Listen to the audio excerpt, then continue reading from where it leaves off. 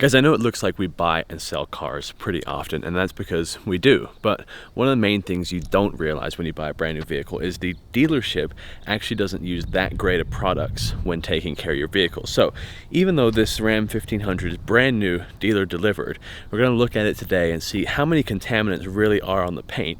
After we're done inspecting the paint, we're gonna then clean it, show you guys what it's like after, and then go over the best way to return a lease vehicle or sell your vehicle, how to prepare it with washing and what you can use and what products and techniques you can use to get your car ready to get the most money out of it when trying to sell it or return it for your lease. Even though this is brand new, you should be able to hear the contaminants right here.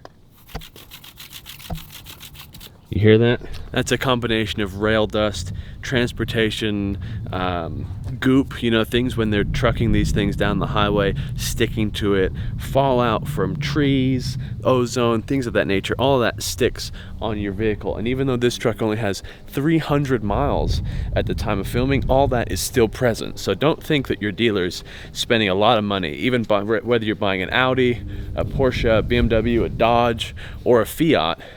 It doesn't matter. The dealership's goal is to make money, and buying high quality products doesn't fit into that model. So they generally put on a short lasting, high shine detail spray or something of that nature. It'll make it look great on delivery day, but as soon as you put some miles on it, it's gone.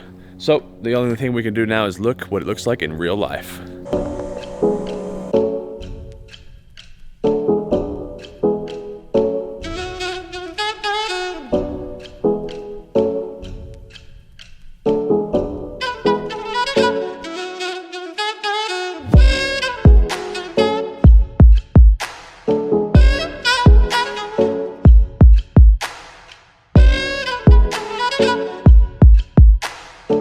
So the first product we're using is going to be the CarPro Iron X.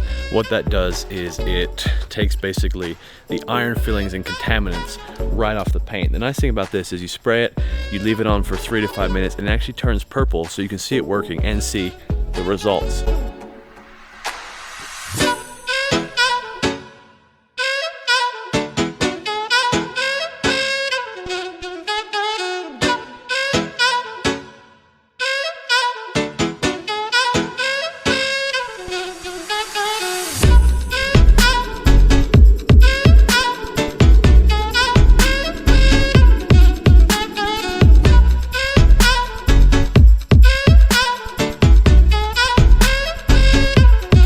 So as you see, we use the foam cannon full of soap to do a precursory kind of lubricity coat on the vehicles. Then we took our wash mitts with our two-step system, two-bucket system, which is a clean bucket and a wash and rinse bucket. You obviously dip the hand in the wash bucket, you apply the coat to the paint, and then you rinse in the rinse bucket so you don't put that dirt and horrible stuff that's on the wash mitt back into the wash bucket.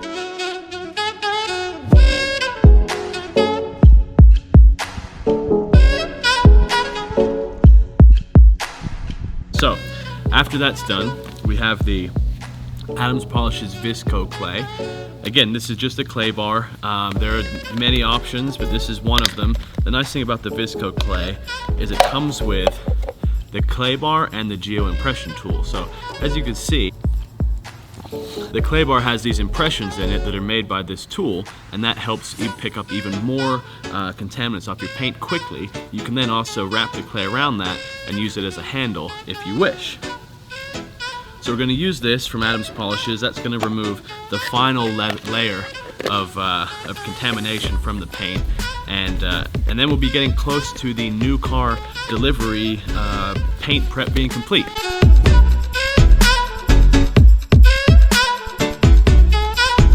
Final step is to get out our biggest tool of all and dry the thing. We're using a leaf blower to dry it, as many people do.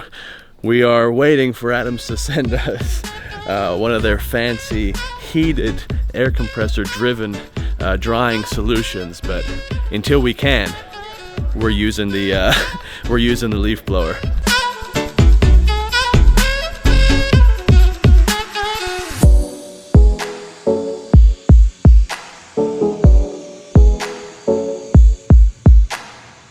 final steps after drying the car are going to be choosing whether we are going to use Adam Polish's Buttery Wax, which is a great product. I have an individual video on it right here, or using the Adams Polish's detail spray. Since the vehicle was clay barred, we're probably going to want to use the Buttery Wax to build up that level of protection again, and then I'm actually going to use the detail spray as well.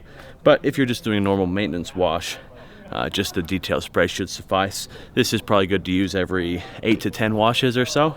So we're going to get to that and then see how the results are after everything. All the paint work on both the new delivery cars is complete. We're going to do our final inspection. Using the same spot as we did earlier, I'm now going to use the back of my hand, and it is buttery smooth. Hopefully you can't hear that kind of horrible grinding noise that you did earlier, because it doesn't exist anymore. Our last two steps on prepping our new delivery vehicles is using the Adams Polish's VRT, which stands for vinyl, rubber, and trim, to take care of these black trim pieces and the bed sides, as well as the tires. That'll make them look nice and black. You got before, and there it is, much nicer, a protected finish on all your plastic and rubber trims. The nice thing about the Adams VRT over the like Armor All or Back to Black, anything like that, Adams actually has an SPF compound in it, so it'll help protect those vinyl and rubber trims from the sun, whereas Armor All is rumored to actually dry out those trims worse than before. So like I said, I like to use it. It looks good. Now your new delivery is done and you can see the results, and like I said, all the contaminants are gone for now. It's nice and smooth paint, and we got both the vehicles set up real nice. One other thing is small etchings like this, which is probably from bug damage. You know, a lease return agent may be looking at that, or a buyer who's really particular. If you're selling a Highline vehicle, may look at that. So we're going to use the Adams Revive hand polish just to get that out, just to get that imperfection out there. This is a nice product. Because it contains no wax or polymers, it works in sun or shade. Obviously this is something that you can use after doing a clay bar treatment as well, but it's kind of for more delicate surfaces that you don't want to use the buffer on, and obviously a buffer wouldn't reach into that anyway. As you can see there, we're just kind of going to lay the polish on to buff it to a haze, and then just wipe it off with a microfiber towel there.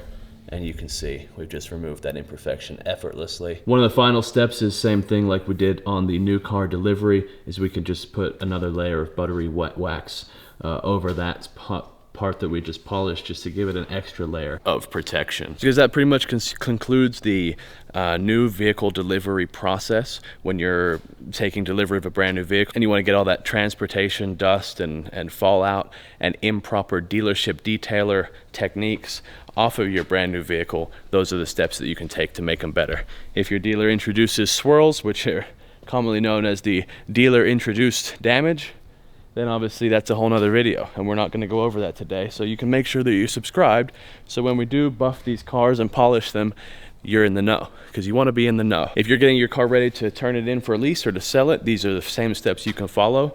Obviously, if you want to get the interior tip-top shape as well, you can watch this video right here that I've already covered, detailing the interior of a vehicle. So that concludes the video pretty much, guys. Whether you are getting a new vehicle, or whether you're trading one in, selling one, or returning them to the dealership for the end of your lease, these are the steps that you can take to make sure that you don't get screwed over at the dealership, and you don't have anybody try to take advantage of you because your paintwork or interior quality is subpar. Ooh, package from Movement Watches.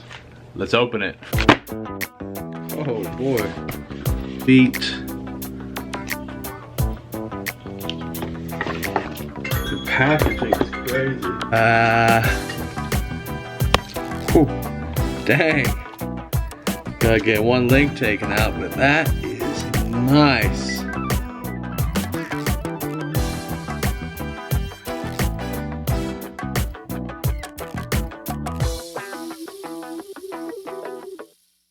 Guys, as always, thanks for watching. I invite you to like, subscribe, comment your stories below, and we'll see you next video. Ryan Little. Yoga.